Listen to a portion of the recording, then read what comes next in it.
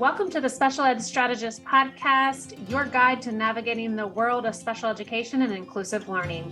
In this podcast, this solo episode, we are going to unravel the transformative power of the least restrictive environment, or LRE, and delve into the strategies that empower students with unique abilities. Join me as we explore the essential role of LRE in creating inclusive classrooms, supporting parents as advocates, and unleashing the full potential of every child. Get ready for an enlightening conversation and actionable advice from me, your host, Wendy Taylor. Let's embark on this empowering journey together. Before we get started, I kindly ask you to like, share, and follow if you have not done that to the Special Ed Strategist Podcast or on social at Learning Essentials. So here we go.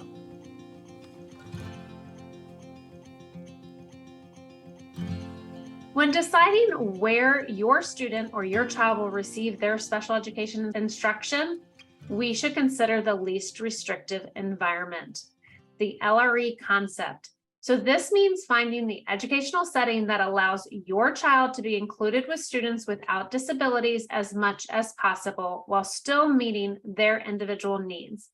The placement decision, which determines where your child's education will take place, is made by the Individualized Education Program or Team IEP, which includes you, first and foremost, as the parent. We want to provide the best learning environment for our students.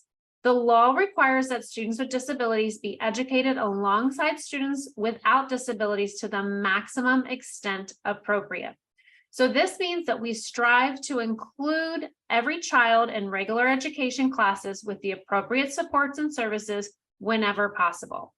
Special classes or separate schools are considered only when determining that your student needs cannot be effectively met in a regular education setting, even with additional supports, program modifications, and services. The IEP team wants to assure you that the placement decisions are not based solely on your child's disability category, the severity of their disability, language and communication needs, and modifications in the general education.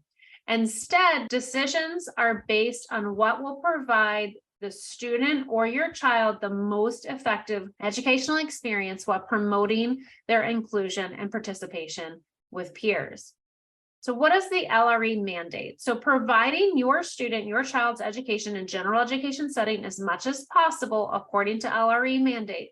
If a general education classroom suits your child, that's where they will receive their education. However, if the IEP team determines that a different setting is more appropriate, the team will choose the setting that allows your child to be as included as possible with their non-disabled peers. Now, when I say team, remember, you as the parent are part of that team. So the team's going to consider placing your child, your student in the school where they would attend if they didn't have a disability. That's going to be the least restrictive, unless the IEP team agrees that another school is better suited for their needs.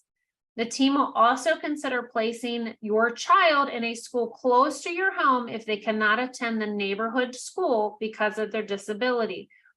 And that will also include transportation. So if your child is being moved away from their usual environment with students without disabilities, so preschool age 3 to 5, or from regular education classrooms, school age children from kindergarten to age 21, it's important for the IEP team to consider other options that are least restrictive. So let's think about what are some other options. So you can have inclusion with supplementary aids and services.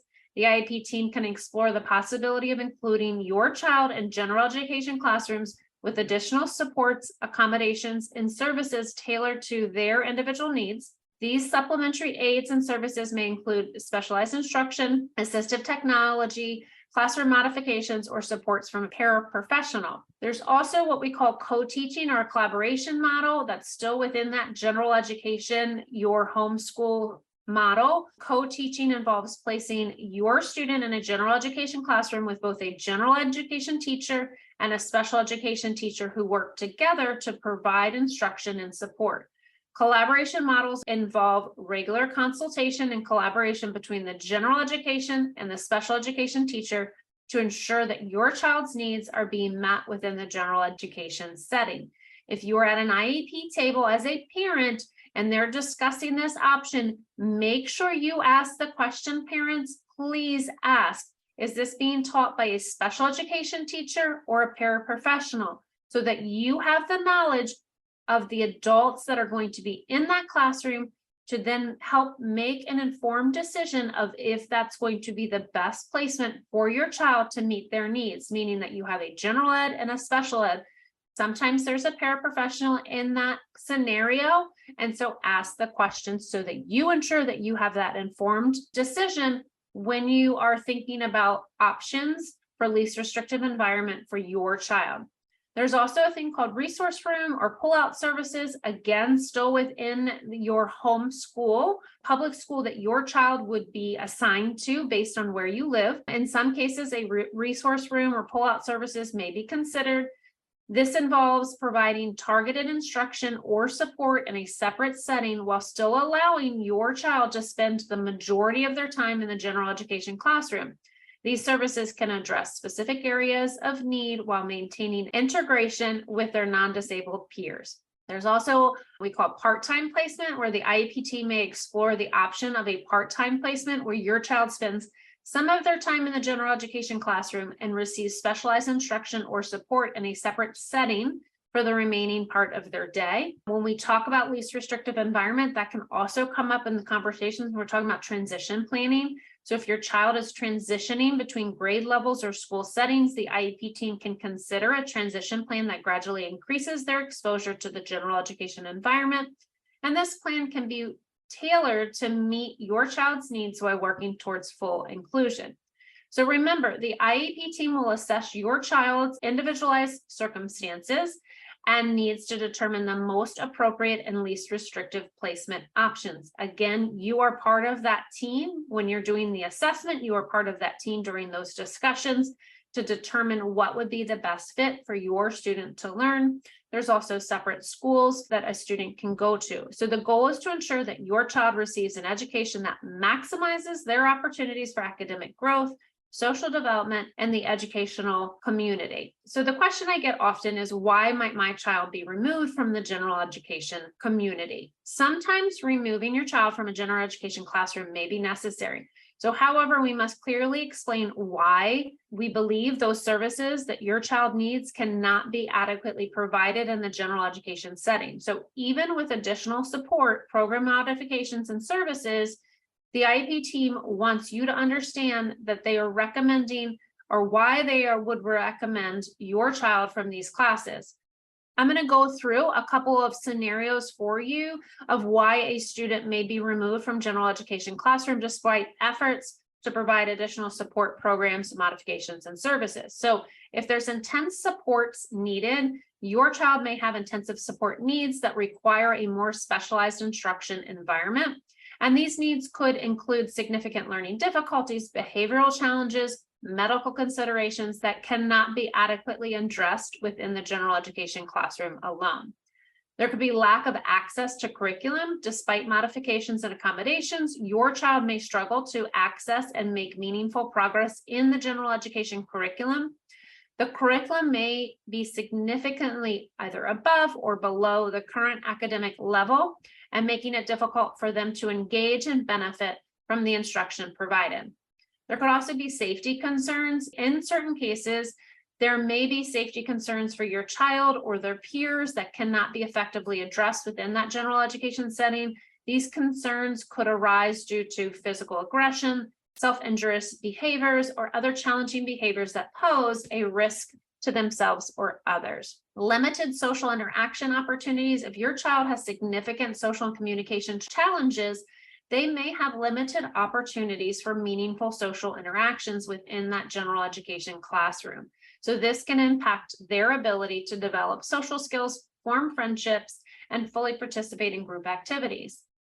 Then there's also specialized instructions or therapies. So your child may require specialized instruction or therapies that cannot be adequately provided within the general education classroom due to the need for individualized attention, specialized equipment, or specific therapeutic intervention. So it's essential for the IEP team to provide a clear and detailed explanation as to why your child's needs cannot be adequately met in the general education setting. And the team will discuss the specific reasons for their decision and address any concerns, right? So the team will also explain why alternative supports or modifications that were considered but ultimately not recommended were not deemed suitable for your child's unique needs and educational goals.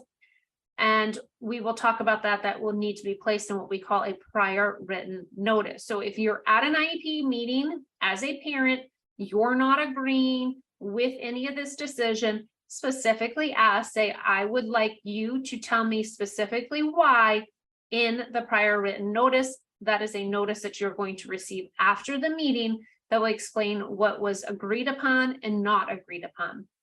So to change the least restrictive environment for a student, the IEP team will consider various types of data to ensure an informed decision. It must include assessment results. The team will review current and relevant assessment results, including academic evaluations, cognitive assessments, behavioral assessments, and any other assessments that provide insight into the student's ability, challenges, and learning needs. Also, they're going to consider observations and documentation. Data from classroom observation, teacher reports, other relevant documentation will be considered. This information helps provide a comprehensive understanding of the student's performance, behaviors, social interactions, and participation in the general education setting. Included in that information is going to be progress monitoring data. So if the student has been receiving special education services, progress monitoring data will be crucial in determining the effectiveness of the current placement. This data may include academic progress, behavioral tracking, social skill development, and other relevant measures of the student's growth and achievement. And of course, always the parent input. Parents, your perspective is key. Insights about your child's strengths, challenges, preferences are vital in decision making. So the IEP team will seek input from you as a parent to help gain that holistic understanding of the child or your child's needs and goals. And I always encourage parents to write a parent input statement that includes all areas: cognitive, social, emotional, physical, sensory, function, communication, thinking of your child from bell to bell, but also thinking about your child, who they are, accessing the school and their school day and their learning. Teacher and specialist input from teachers and special education staff, therapists, and other professionals working directly with that student is essential. They can provide valuable information about the student's progress, response to intervention, and any concerns related to the current placement. So IEP meeting discussions are also included when we're thinking about least restrictive environment. If we're thinking about moving a child, especially if that placement involves moving out of a school building, it is critical to think about everything that goes in. How is this child learning? How is it impacting their day? So that there is really a comprehensive conversation and it's not just made on a whim, which is not okay. So the discussion and collaboration that occurs during IEP meetings play a crucial role in gathering data and ensuring a comprehensive understanding of the student's needs. The team will consider the perspective, insights, and recommendations shared during these meetings. So by considering these various sources of data, the IEP team can make an informed decision regarding the change in the student's least restrictive environment. It is essential that the data reflects the student's current abilities, challenges, and educational needs to ensure the most appropriate and effective placement for their educational success and inclusion. We must provide additional information to document the basis of our decision. And I kind of hinted at this earlier, this prior written notice. So to document the base of our decision, or that IEP team's decision regarding your child's placement, documentation ensures that the team met the requirements of the prior written notice, or you'll hear PWN, which is designed to keep you as the parent informed, but it also is designed to have documentation for you as a parent. So anytime during an IEP meeting, I want you to think, if they're disagreeing with something, make sure that it's in that prior written notice and there's a description to why it is in there. So a prior written notice is going to be a clear description of a proposed or refused action regarding your student's placement. an explanation of why the team proposed or refused to take that action, a description of the options they considered and why they decided not to choose them. So all of these are really important to make sure that that team is very clear on what they offered, why they gave it, why they didn't, so that you as a parent have recourse if you feel that you should need that down the road. Information about the assessments, test scores, records, or reports an IEP team used to support the proposal or refusal. Any other relevant factors that the IEP team took into account when making the decision, and a list of resources that you as a parent can contact if you need assistance understanding the provisions of the Individuals with Disabilities Education Act, our federal law, IDA, and if the proposed actions requires a parent consent, the IEP team can provide the notice at the same time and request your consent. So let's just kind of regroup a little bit, think about some tips for effective communication with the IEP team to ensure that least restrictive environment does take place, to ensure that your student's placement decision aligns with the principles of the least restrictive environment. I want you to be an active participant, actively participate in IEP meetings and discussions about your child's placement. Your insights and perspective as a parent are valuable.